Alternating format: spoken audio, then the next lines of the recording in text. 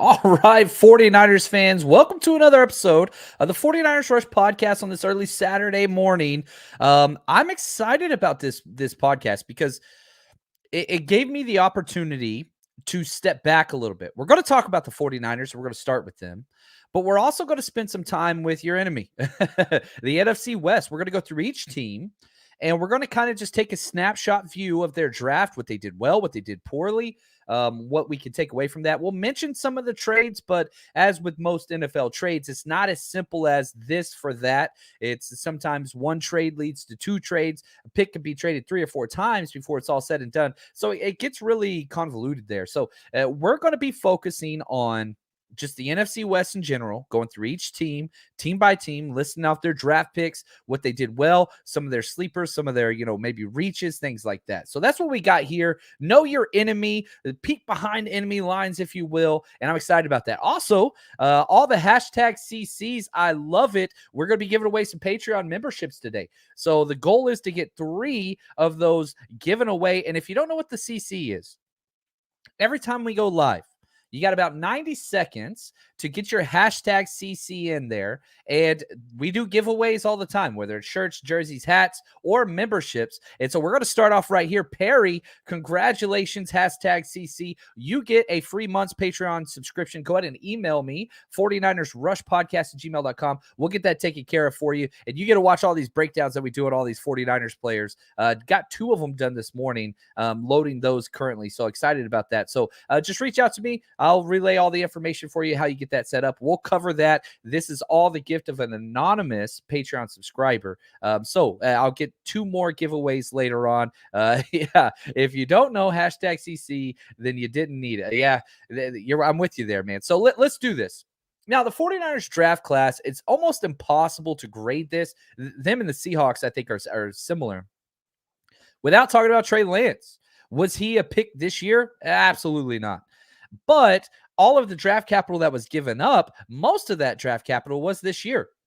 So they gave up, what those picks kind of turned into was Micah Parsons, incredible player. Cole Strange, one of the biggest, quote unquote reaches of this draft. We'll hear from Kyle Shanahan talking about reaches a little bit later in the show. Channing Tindall and next year's first round pick as well. So the 49ers go one more year without a first round pick. But who did they pick? Right. And we've spent a lot of time. So I'm going to go through the 49ers relatively quickly. I love their first pick. Is by far my favorite pick in this draft, not just because of the type of player they got. I thought it was a perfect scheme fit. I thought it was a perfect need fit. I thought it was a perfect upside pick. Like they're just so I wanted the 49ers to trade up for this kid. And that's Drake Jackson at number 61, the edge player. He's so fun. We got 2 breakdowns done on him already. We got more to come on that. Now, their second selection was probably the biggest head scratcher, if you will. They went running back at pick number 93, Ty Davis Price, who I do like. I don't think that it really warranted that pick. My guess is the 49ers liked 2 or 3 running backs, and they both went. And so this was the last one that they had in that tier. So they jumped up and grabbed him.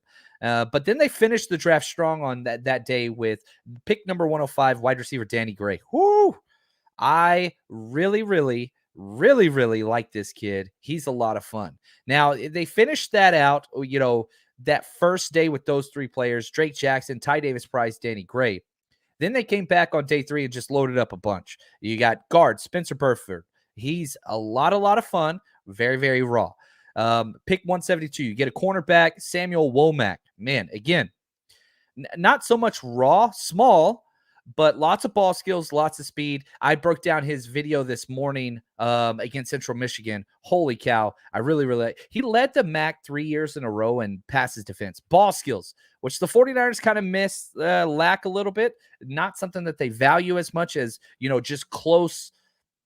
How do I say this? D'Amico Ryans even said, I want people that are close in contact, close in coverage. He doesn't like separation. He wants to make it difficult for the wide receiver and quarterback. That's the goal there. I like Samuel Womack, and maybe the clearest path to start of any rookie in this class for the 49ers. Next up in the 6th round, pick 187, Nick Zakiel, who, was as close to a gold helmet guy that they had in this draft class. They didn't have one, but they really like him. Offensive lineman, could be taking center snaps, a dark horse candidate for that center position if Alex Max doesn't come back. Then they went kind of Trent Baalke with this one. Pick number 220 in the 6th round. They got defensive tackle, Kalia Davis, coming off a torn ACL. Doubt he's going to be on the active 53-man roster, but will come in because, again, right now you don't have a lot of defensive tackles signed for the future coming up next year. So that's one of those big ones, Kalia Davis. Then last pick of the 6th round, 221, Tariq Castro-Fields, by far the quote-unquote value pick, if you will. He's one of those guys. I had it slated as a 4th rounder. He's got, Big 10 experience playing against some top 10, wide receivers in this draft class, right? Year after year after year, top end speed guy, all that there. He fell, and I don't know why he fell, but I really, really do like that guy. Very, very huge value pick. And then 7th round, number 262, Mr. Irrelevant, quarterback Brock Purdy. I love the name. It's kind of interesting. You got 4 quarterbacks on your roster right now with Sudfeld, Jimmy Garoppolo, Trey Lance, and now Brock Purdy. If Jimmy G gets traded, which is a big if, it's dependent on a lot of other factors, or released, doesn't really matter. I still don't expect Brock Purdy to really make this roster. I think that he is a fringe player that will be a practice squad type quarterback. Now, Kyle Shanahan was asked, man, why did you get the players you did? And this interview was done after day 2 of the draft, so after 2nd and 3rd round. And he talks about why they didn't trade up, because the 49ers didn't trade up once this whole draft, which is the craziest thing of all. And he talks about why they did it and why they're happy with the 3 players they got: Drake Jackson, Ty Davis-Price, and Danny Gray in day 2. You would like to do that. That's why, we were hoping we could gain some more picks back and stuff too, so you can start to add that. But nothing's guaranteed, and you got to work with what you got. And today, I would have loved if we found a way to get a ton more picks and add a bunch of younger guys in here. That's awesome, but we didn't. And how do we do with our 3 picks today? If you would have told me this before the day started, these are the 3 guys we'd end up by staying put, I would have been very excited. I would have been surprised. And that's what the whole dilemma is. You sit there and you have to wait 2 days to get to 61, and you're watching all these players you've studied for months just go left and right.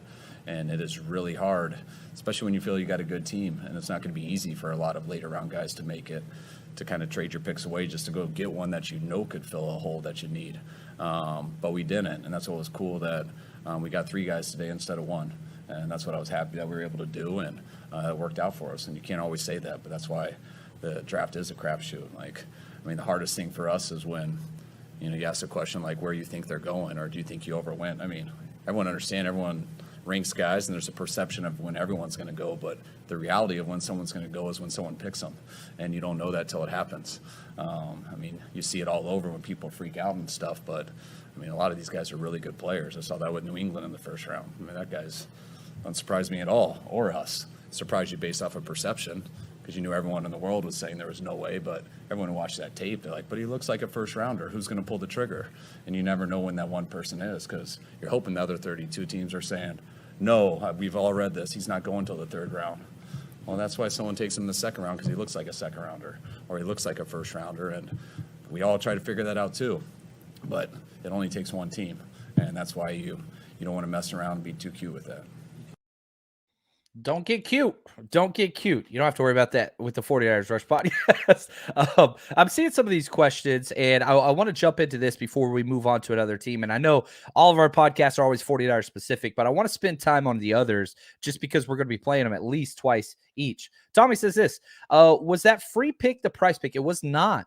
The 93rd pick was our actual 3rd rounder. The free pick was Danny Gray. That's the one we got for all of the head coaches getting hired. And again, Coach Cruz, who's always on point, he says if D'Amico gets a head coaching job next season, that will give us 3 third-round comp picks. That is correct, because we got Martin Mayhew next year. We got Mike McDaniel, the last pick of his, because we had this year. So the Danny Gray pick this year was from Mike McDaniel. And then next year, if D'Amico gets hired, that's another 3rd rounder. So also similar, important to know, that's also where we got Ambry Thomas the previous year. So they have used those picks, and the other 3rd rounder that we got for free, we used in the trade to get Trey Lance. So there's a lot there, and free picks, man. Who doesn't like free picks? I absolutely love it. Let's see here. Collie says this: with the selection of TDP, could Kyle go back to the two-headed monster at running back? That's what he wants to do. And they have used the phrase 1-2 punch, and not with Debo. Like, Debo doesn't want to run the ball as much. I understand that. There's going to be provisions in the new contract. He will get signed long-term. I have not changed that once.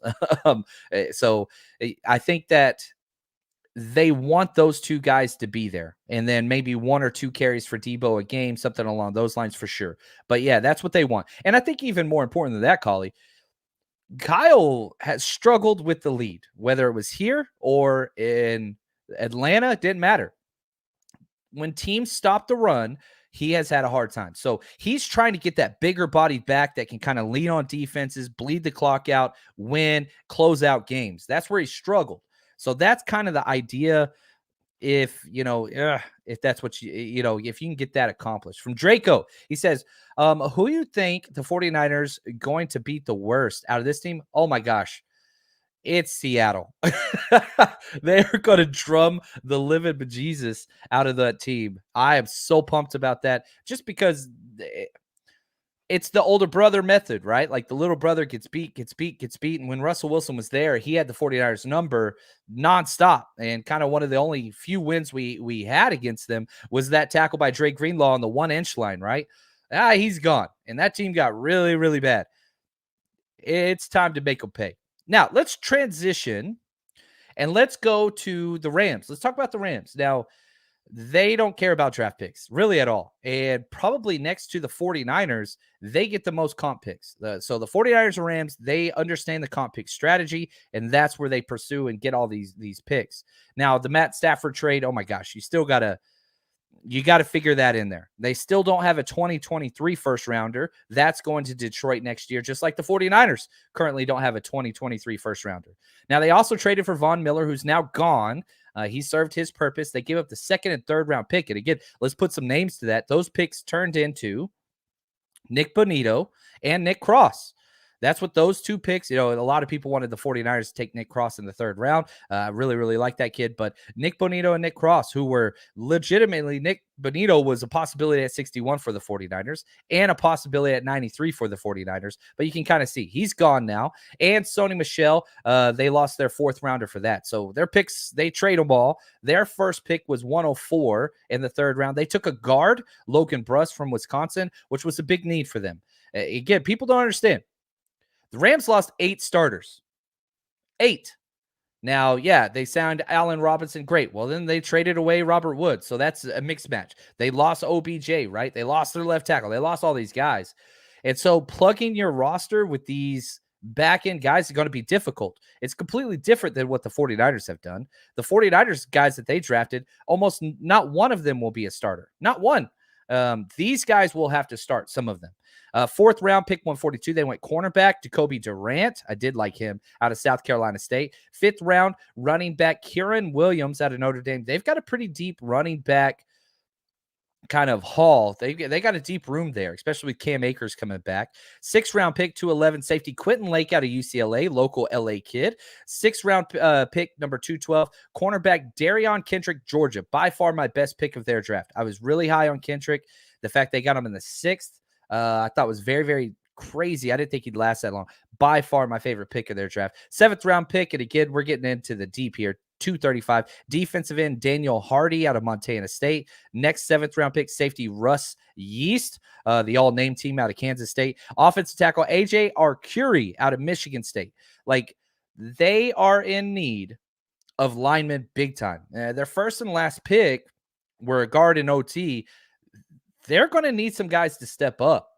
Now, they did trade a future pick to get a corner in there, Tony Hill, who used to start for them. They got him back, but they traded a future pick already for that. So he didn't count against this draft class. So you look at the Rams, going to have guys step up. Now, the good news, if we're talking for the Rams, they've got their superstars in place. And this is the mold in which they build their team. You plug in a couple of guys surrounded by superstars, and hopefully their level of play exceeds and kind of jumps up. And they've done really well with this. They really, really have. And so that's one of those things that they're going to have to kind of do. Yeah, right here. A lot of Jags for the Rams this year. Yes, Joe. Jag is just another guy. And so, like, when we're in coaches' meetings, we never say this to a player or a person. But yeah, we're like, he's a Jag. All right, cool. Well, where's our weakest spot? Let's just put him there because he's just a guy, JAG, right? Like, that's the whole idea. And that's the Rams' business model. We got our all-stars, and then we've got Jags everywhere. No depth. And if one of those all-stars goes down, they get screwed. They get completely screwed. Well, they've had some pretty good luck, right? Robert Woods tears his ACL. Well, they signed OBJ the day before. Even in the Super Bowl, when OBJ went down, that hurt them big time. They just peppered one player. They had one player, the Cincinnati Bengals, Cooper Kupp, to beat them. 49ers have been in that position as well in the past. Tommy, man, appreciate this. He says, off topic, but the Lambs could only beat Jimmy Garoppolo with 2 injuries. We are 6-1. The 49ers are 6-1 against the Rams in the last 7 games, and that last one came down to the wire. Whenever they asked, man, why were the Rams able to stop the 49ers? They put a 6-man box up there. That's what it was. And Jimmy G could not beat them deep. The offensive line folded for sure. There's no doubt about that. But yeah, Jimmy G had 2 injuries. Offensive line was a mess. Did they fix that? That's going to be the question. It's going to come down to those 2 teams. There's no doubt about it. The NFC West, which I think is the second best division in football. It's been the best division of football for the past 3 years. But now it's the second best. AFC West, I think, kind of took that jump up. There's no doubt about it. And if you look at the NFL with the Super Bowl appearances in the NFC, you've had the 49ers once, the Rams twice in the past 4 years. You had that one Super Bowl win from the Bucks, but there's no doubt 3 out of the last 4 years, NFC West has been in the Super Bowl with 1 win. So they're 1-3 during that time. We'll have to see what that is, what that looks like. So here we go. Let's go now to the Cardinals, which, golly, man, if I don't understand. I just don't get what they do. They trade a first-round pick for Marquise Brown. I'm not a Marquise Brown fan. He almost retired at 24. I get that he's quote unquote best friends with, their quarterback, Kyler Murray, and that they played together in OU and there's symmetry there. And, they've got everything built in. I get that. That's great. Congratulations. They overpaid. They did get a 3rd round pick back in that trade, but that 3rd round pick was pick 100, became Edge Majai Sanders, which I like him. But golly, you don't need all these damn wide receivers and pass catching tight ends. That's not why you're losing. You're losing because you cannot block anybody for your short quarterback. And I'm glad that they keep doing this. But let's go through also, they traded for Zach Ertz. So they gave up a 5th rounder for Zach Ertz, signed him to a long extension. So their first pick in the 2nd round, number 55, was Trey McBride, tight end out of Colorado State. That's about where he should have went, okay? But it's their first pick, and they used it on a receiving, pass-catching tight end after they just traded their first for a wide receiver. They've got DeAndre Hopkins, even though he's suspended. They spent their 2nd round pick last year on Rondale Moore. They just signed back A.J. Green. They've got so many wide receivers, and they just can't help themselves. It's like a little kid in Madden, whenever I look at what they're doing. Oh, well, I know this name. Let's go get that name. Instead of building through the trenches and what that looks like. 3rd round pick, number 87. Thought this was great pick. Defensive end, Cameron Thomas, San Diego State. 49ers were high on him. Then Majai Sanders, like I talked about. Then they go running back in the 6th round with Deontay Ingram out of USC. Then the first offensive lineman they get is in the 6th round, pick 215. Guard, Lecitus Smith out of Virginia Tech, who I like. I do like. I think he's got a chance to start. So then they have 3 7th-round picks. Defensive back, Christian Matthew out of Valdosta State.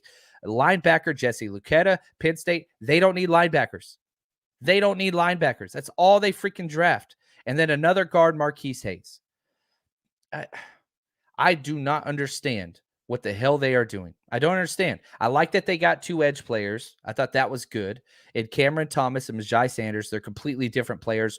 Majai is a speed guy. Cameron Thomas is a little bit more of that kind of full-time defensive end, bigger guy. But this is a bad roster. And we keep seeing them start off hot and then fold down the stretch. And there's a reason why. They don't have depth. They don't have depth. And so I don't know, man. It's rough. It is rough. And Paul says this: is he depending on Murray's mobility to beat the rush? Yeah, that's exactly correct. It's air raid, run around, you try and catch me. But guess what? He gets hurt and banged up at the end of every year. Then he throws a fit on the bench, like during the game, during the playoffs. And if you look at like his play, just freaking tanked. Now, what was the result of that? When DeAndre Hopkins went out, yeah, it was bad. It was bad. But golly, man, I'm excited about that Mexico trip. I'll tell you that. I'm really excited about that.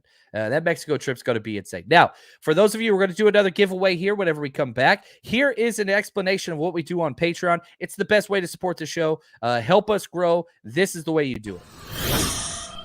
Hey guys, just wanted to take a second and kind of show you what Patreon looks like and what that is. Amazing app, and you can use it on your phone or whatever, but it's really whatever you want. Like if you're just one of those hardcore draft people, you can just click on the tab. We have 64 draft breakdown videos up already. And so you can just kind of scroll down and kind of look at the different positions. If you want corners, which I'm going through now, those are there, and the specific players that are there. Let's say you want Trey Lance, right? You want to go back through and you want to see what Trey Lance was like in college. I've got a bunch of Trey Lance video breakdowns where I go through just hours and hours. We have over 230 plus videos up currently. And so it's just this really easy way.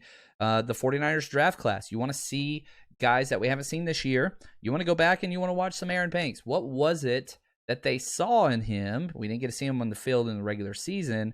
Aaron Banks. You want Trey Sermon.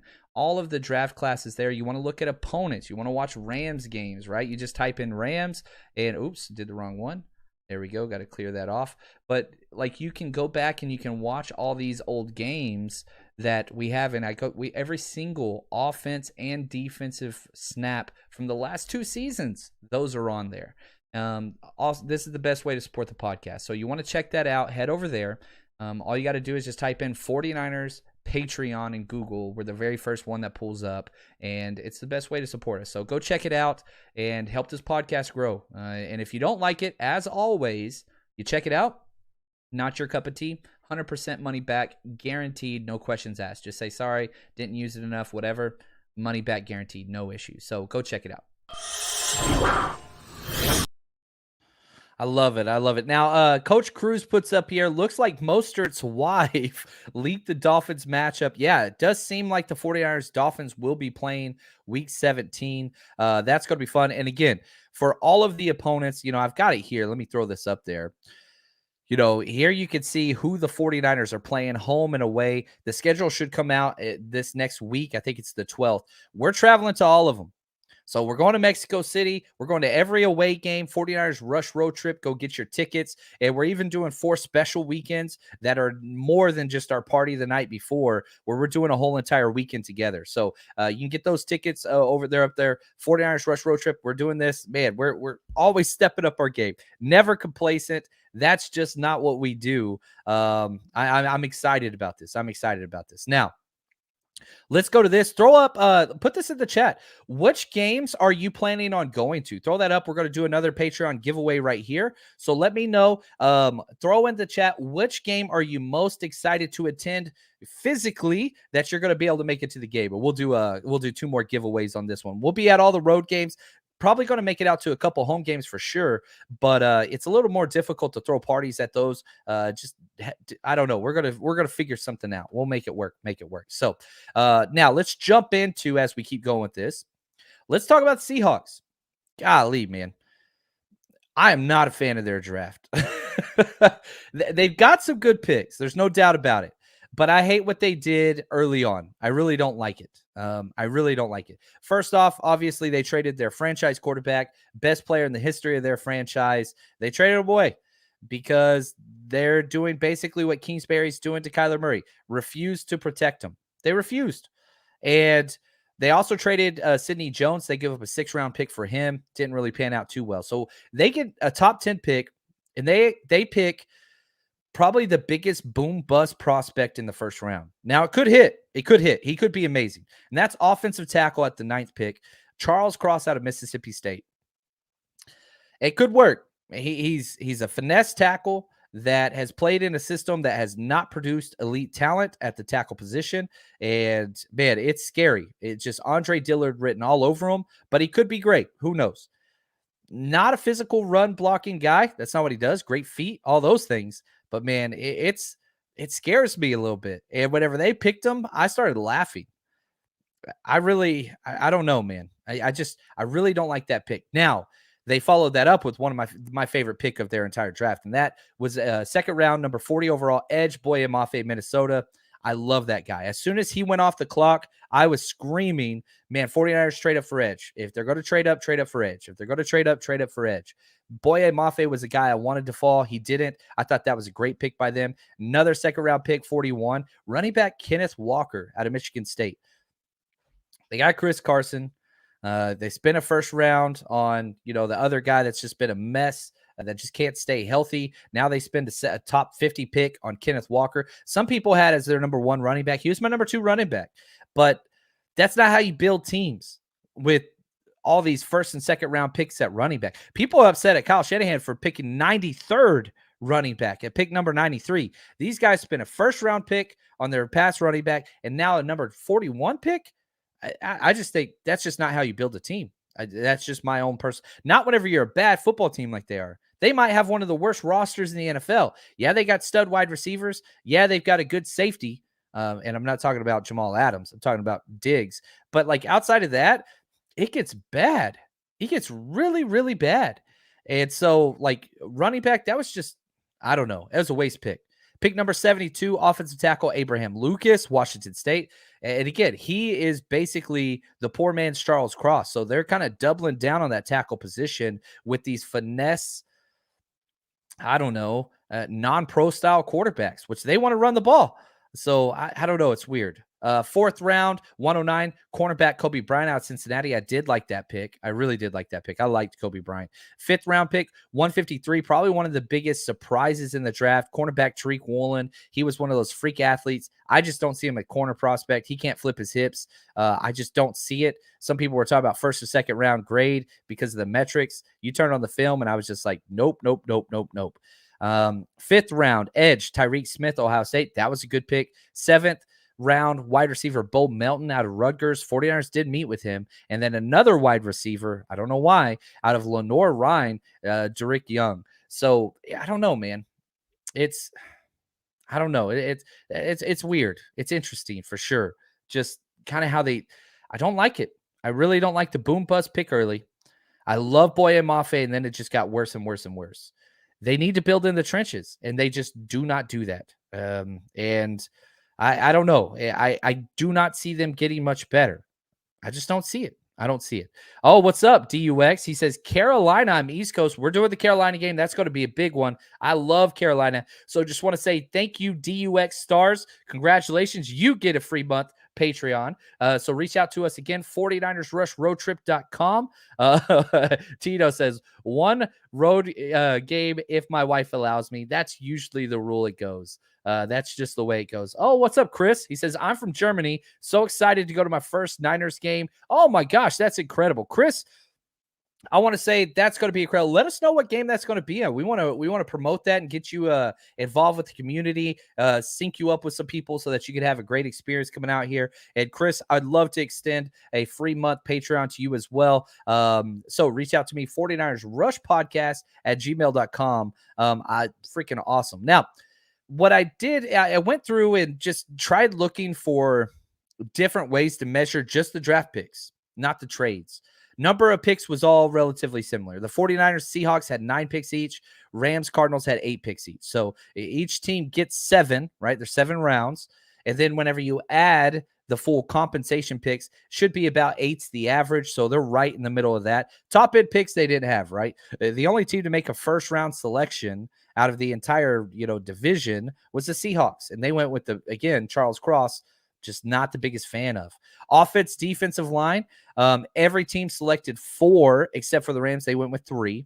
And then I went through and just added up the salary cap of each rookie class for the team. And I think this shows the quote unquote value for what they were able to get as far as draft capital. and how that translates to dollars against this year's cap. Last place by far was the Rams, 5.9 million.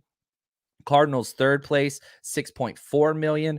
49ers, 7.1 million. And then the Seahawks, because of that first round pick, 11.4 million. So you can kind of see their Seahawks received about twice the draft value or capital where they picked than the Rams and Cardinals, and almost twice over the 49ers. Now, my thing with the Seahawks is they've been the worst team drafting in the first and second round in the NFL for the past 5 to 6 years.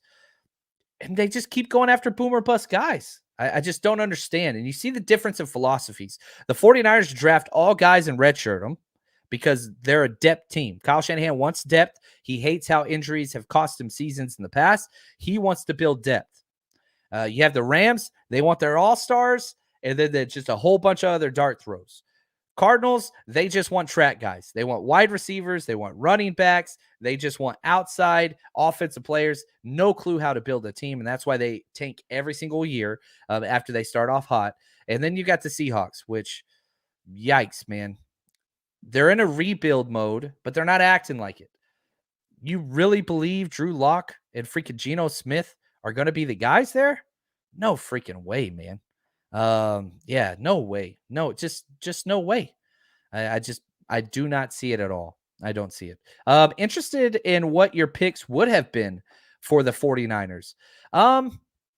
Yeah, I'd have to go back and go through each one. We were live the entire, day 2. So that was fun. I have Drake Jackson would have been my pick. I was calling for Drake Jackson on air for about 10 picks. At pick 50 all the way to 61, that's who I wanted. Ty Davis-Price would not have been it. James Cook went right in front of us. I wanted James Cook there really bad, running back from Georgia. And then you had at wide receiver, pick 105. I thought Khalil Shakir would have been a better fit. He ended up going to the 4th round. Better wide receiver, but not the speed. He was a 4.4 guy. He's not the burner Danny Gray is. So I don't mind most of the picks. The running back pick, Ty Davis-Price, I don't think he's a game changer. I think he's a game kind of slowed down and just like pound. So we'll see. We'll see how that's going to work with Trey Lance, because they're definitely making an effort to get bigger.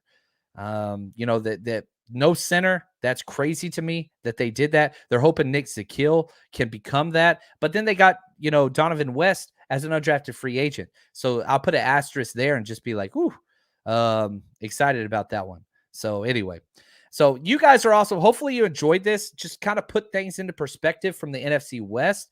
The division got worse. The division got worse across the board. Not one team, I think, even the 49ers, not one team got better this year. You look at the loss of DJ Jones, Laken Tomlinson, right? Like, I think those things hurt.